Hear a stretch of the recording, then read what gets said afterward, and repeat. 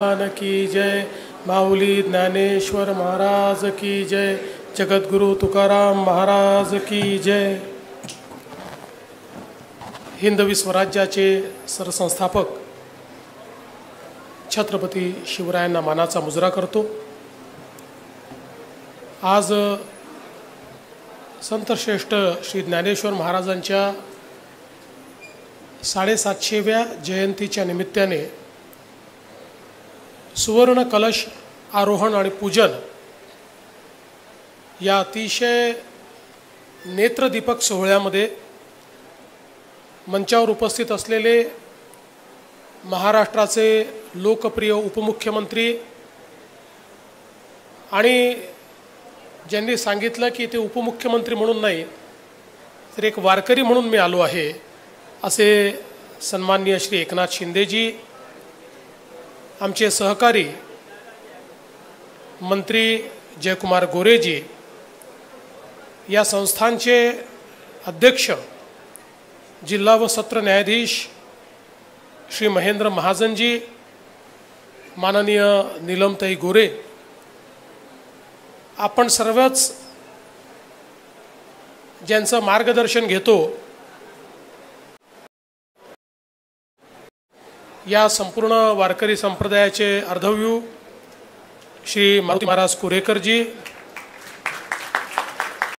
त्याचप्रमाणे श्री नारायण महाराज जाधवजी, या ठिकाणी प्रमुख विश्वस्त योगी निरंजननाथ गुरु शांतीनाथ, विश्वस्त डॉक्टर श्री भावार्थ देखणे, विश्वस्त ॲडव्होकेट राजेंद्र उमाप, विश्वस्त श्री चैतन्य लोंढे, विश्वस्त ॲडव्होकेट रोहिणीताई पवार, श्री पुरुषोत्तम पाटील, खासदार श्रीरंगप्पा बारणे, आमदार महेशदादा लांडगे, आमदार बाबाजी काळे, आमदार उमाताई खापरे, आमदार बापूसाहेब पठारे, आमदार देवेंद्र कोठे, या ठिकाणी उपस्थित सर्व दानशूर दानवीर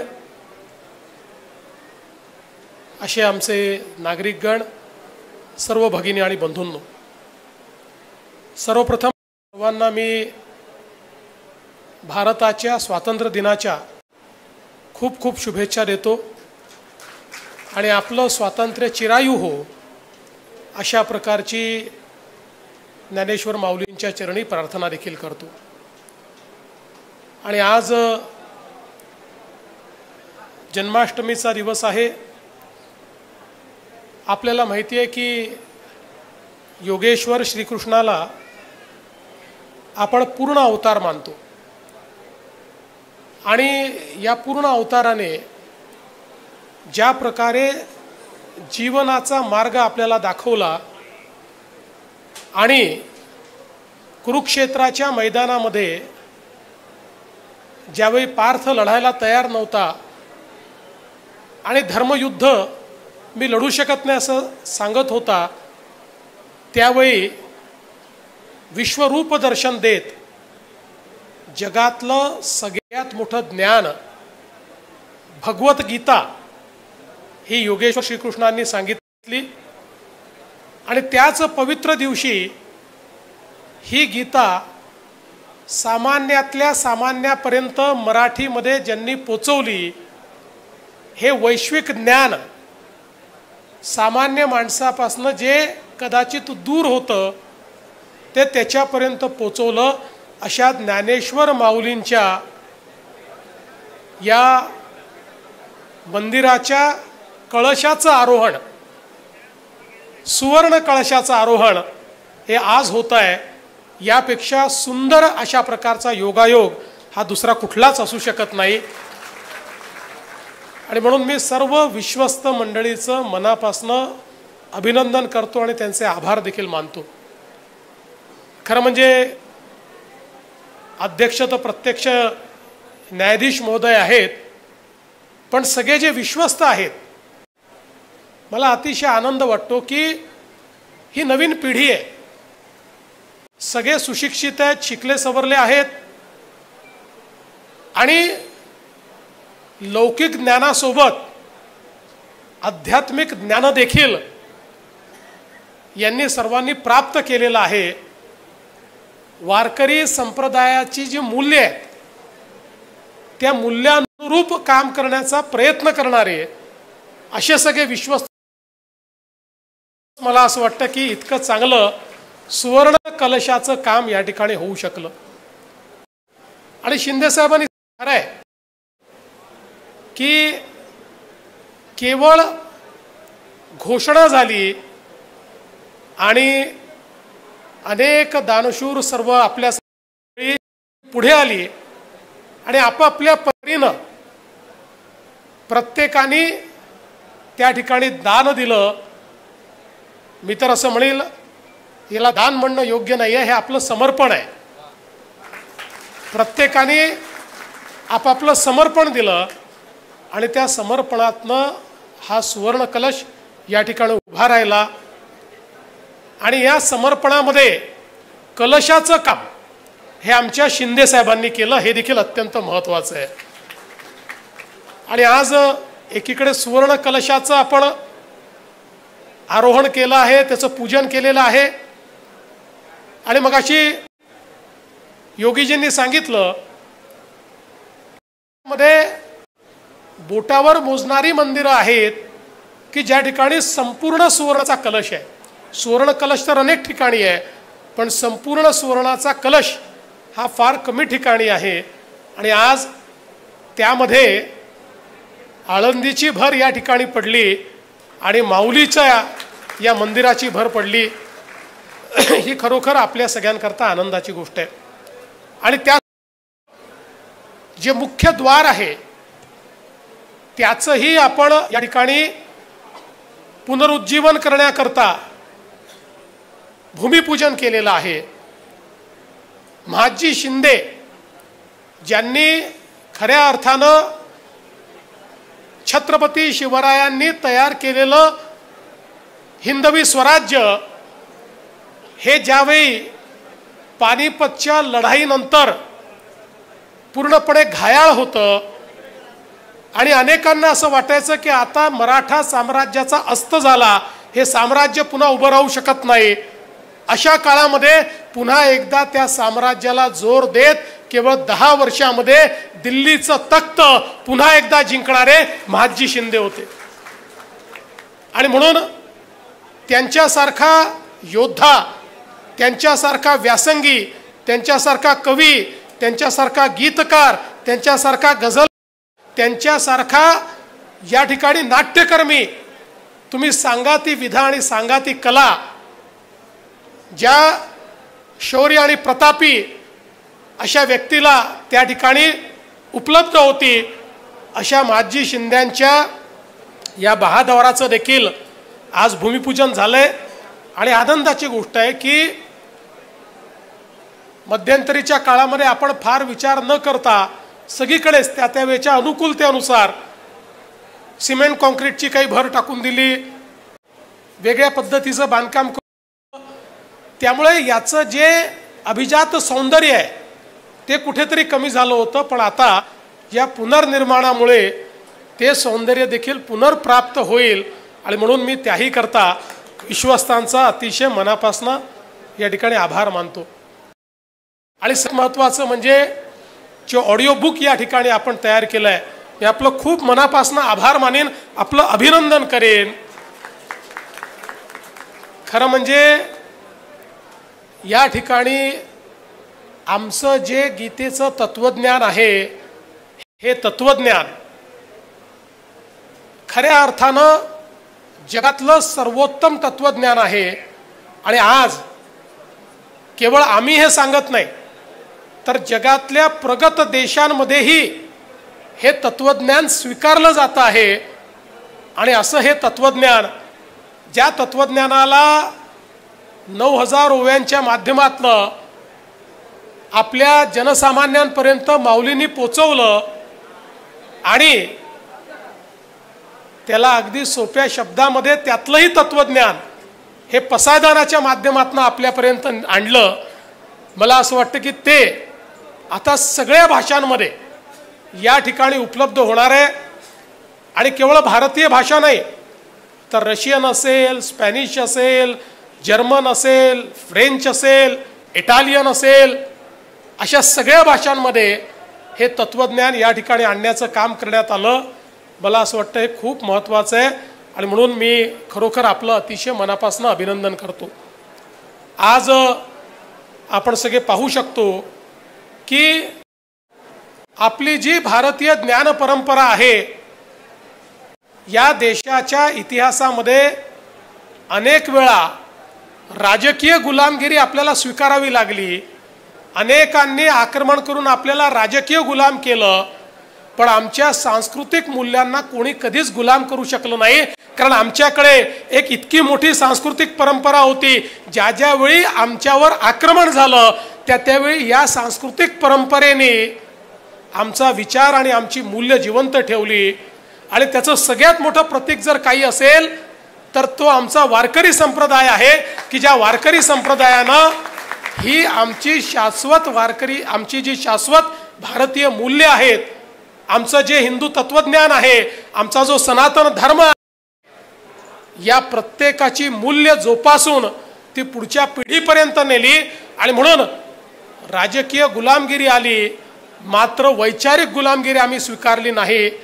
आणि म्हणूनच आज भारत जगातली सर्वात जुनी आणि सातत्याने चालणारी सभ्यता आहे. पूर्वी लोक सांगायचे इजिप्त आणि बॅबिलोनिया ही जगातली सर्वात जुनी सभ्यता आहे. इजिप्त आणि बॅबिलोनियाची जी सभ्यता आहे 4000 वर्षापूर्वीची आहे, त्यापेक्षा जुनी नाही आहे, ती संपून गेली. पण आज भारतामध्ये रत्नागिरीपासनं तर राखीगडीपर्यंत आणि बिऱ्हान्नापर्यंत वेगवेगळ्या प्रकारची संशोधनं केल्यानंतर 8000 वर्षापूर्वीची 9000 वर्षापूर्वीची शहरं सापडत आहेत. गावं नाही, शहरं, ज्याच्यामध्ये पूर्ण रूपाने विकसित अशा प्रकारची नगरं, जर तुकाराम महाराजांनी सांगितलं होतं नगर स्थापनित करावी, तशा प्रकारची नगरं ही आपल्याला त्या ठिकाणी पाहायला मिळत आहे. की ज्याच्यामध्ये बहुमजली इमारती आहेत, ज्याच्यामध्ये ड्रेनेजची व्यवस्था आहे, ज्याच्यामध्ये मोठे मोठे रस्ते आहेत. म्हणजे ज्यावेळी जगाला संस्कृती काय आहे हे माहिती नव्हतं, त्याही वेळी या भारतामध्ये ही सांस्कृतिक चेतना जिवंत होती. आणि त्याही वेळी आपण जर बघितलं तर आपल्याला त्या ठिकाणी खऱ्या अर्थानं हीच सांस्कृतिक मूल्य, हाच वैष्णव धर्म, हीच शिवाची उपासना, हे सगळं आपल्याला त्या ठिकाणी पाहायला मिळतं. म्हणजे आपण हे जे काही सनातन सांगितलेलं आहे, त्या सनातनचा अर्थ काय आहे? सनातनचा अर्थ आहे जे कधीच संपू शकत नाही, जे नेहमी चालत राहतं, जे पुण्य पुरातन आहे पण नित्य नूतन आहे, जे प्रवाहासारखा आहे, जो प्रवाह थांबू शकत नाही, असा जो प्रवाह आहे की ज्या प्रवाहातलं पाणी हे निरंतर शुद्ध होत असतं, अशा प्रकारचा प्रवाह असलेली ही सनातन संस्कृती. आणि आज जगाने हे मान्य केलं की ही सनातन संस्कृतीच आणि हा भारतीय सभ्यता ही सगळ्यात जुनी सभ्यता आहे. आणि आज भाषांमध्येही आमच्या भाषा, संस्कृत असेल, तमिळ असेल, या सगळ्या भाषा याच जगातल्या प्राचीन भाषा आहेत, हे आज जगाने मान्य केलेलं आहे. अनेक वर्षापर्यंत या ठिकाणी जी काही हरप्पन संस्कृती जिला म्हटलं गेलं, त्याच्यामधली लिपी ही कोणती आहे हे देखील सापडत नव्हतं. त्या लिपीचा अर्थ काय आहे हे देखील सापडत नव्हतं. पण आता तेही सापडलं. लोक म्हणायचे ही संस्कृतची आधीची भाषा आहे, हरप्पन भाषा बाहेरून आलेली आहे. पण आता जेव्हा हरप्पन भाषेचं देखील कोडं उलगडलं तर लक्षात आलं लिपी वेगळी आहे पण भाषा संस्कृत आहे. हरप्पन भाषेमध्ये लिहिलेली प्रत्येक गोष्ट ही संस्कृतमध्ये लिहिलेली आहे. म्हणजे जेव्हा आताचा युरोप हा स्टोन एजमध्ये होता किंवा आताचा अमेरिका जेव्हा अस्तित्वातही नव्हता, त्यावेळी पूर्णपणे स्वरूपे सभ्यता आणि संस्कृती असलेला देश आपण होतो. आणि म्हणूनच मला असं वाटतं की ही जी विचाराची परंपरा आहे, हा जो विचाराचा ठेवा आहे, हा अत्यंत महत्त्वाचा आहे. आणि विशेषतः या वारकरी परंपरेने आणि आमच्या संतांच्या मांदियांनी आम्हाला काय दिलं? आपण बघा, या देशाच्या इतिहासामध्ये जेव्हा जेव्हा आम्ही वेगवेगळ्या गटांमध्ये खंडित झालो, कधी जातीमध्ये, कधी अजून कुठल्या तरी वेगवेगळ्या प्रथांमध्ये आम्ही ज्यावेळेस विभाजित झालो, आम्ही ज्यावेळी एक प्रकारे मनुष्यांमध्ये भेद करायला लागलो, त्यावेळी आम्ही गुलामगिरीमध्ये गेलो आणि संतांनी आम्हाला शिकवण दिली की आपल्याला एकत्रित राहायचं आहे. आज आपण जर संतांची शिकवण आणि संपूर्ण वारकरी परंपरा बघितली तर ही परंपरा अशी आहे जी प्रत्येक आमचा वारकरी हा समोरच्या वारकऱ्यामध्ये पांडुरंगाला पाहतो. तो त्याची जात पाहत नाही, पंथ पाहत नाही, भाषा पाहत नाही, त्याच्याकडे श्रीमंती आहे की गरिबी आहे पाहत नाही. तो त्याच्या पायामध्ये त्या ठिकाणी दंडवत करतो, त्याच्या पाया पडतो आणि त्याच्यामध्ये विठ्ठल पाहतो.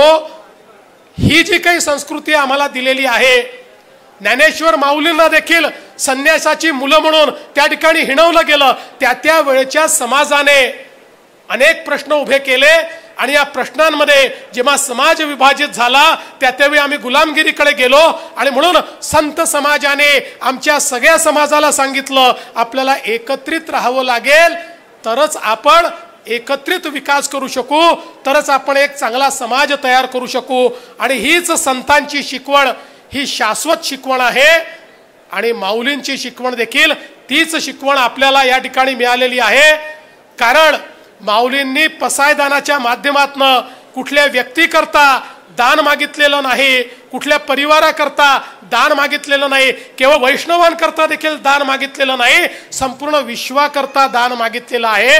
ही विचार करण्याची जी काही श्रीमंती आहे ती श्रीमंती आपल्याला त्या ठिकाणी माऊलींच्या ठाई दिसते, ती आमच्या संतांच्या ठाई दिसते. आणि खऱ्या अर्थानं केवळ 21 वर्ष माऊलींचं जीवन होतं, ते तर आज संजीवन आहेत, पण या भौतिक जगामध्ये केवळ 21 वर्ष आपल्यामध्ये ते होते. पण या 21 वर्षाच्या आपल्या जीवनामध्ये आपल्याला जे काही ते देऊन गेले, हे मात्र कितीही शतकं गेली तरी देखील त्या ठिकाणी आपल्याला मार्ग दाखवत राहणार आहे. खरं म्हणजे मला असं वाटतं की नामदेवरायांचे आपण आभार मानले पाहिजेत की त्यांनी ज्या प्रकारे हा संजीवन सोहळा आपल्यापर्यंत पोचवला. आणि विचार करा की ही सगळी मंडळी किती योगी होती, किती यांच्यामध्ये एक प्रकारे ईश्वराचा अंश होता की संजीवन समाधी घ्यायची. म्हणजे मला असं वाटतं आपण जर विचार केला तरी आपल्या अंगावर एक थरार उभा होतो.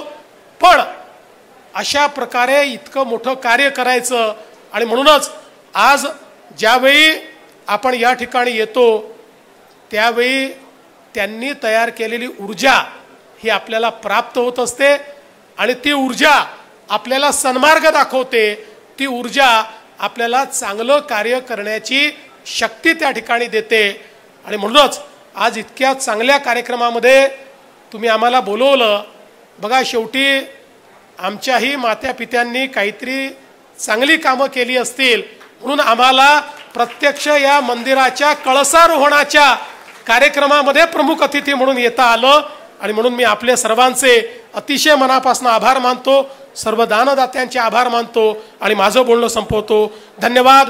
जय हिंद, जय महाराष्ट्र, रामकृष्ण हरी. यानंतर आभार प्रदर्शन होणार आहे, मग पसायदान होईल आणि मगच कार्यक्रमाची सांगता होईल. कोणी उठायचं नाहीये आणि स्टेजवर पण यायचं नाहीये. तोपर्यंत ॲडव्होकेट रोहिणी पवार आभार प्रदर्शन करतील, डॉक्टर भावार्थ देखणे पसायदान म्हणतील. बसून घ्या सगळेजण.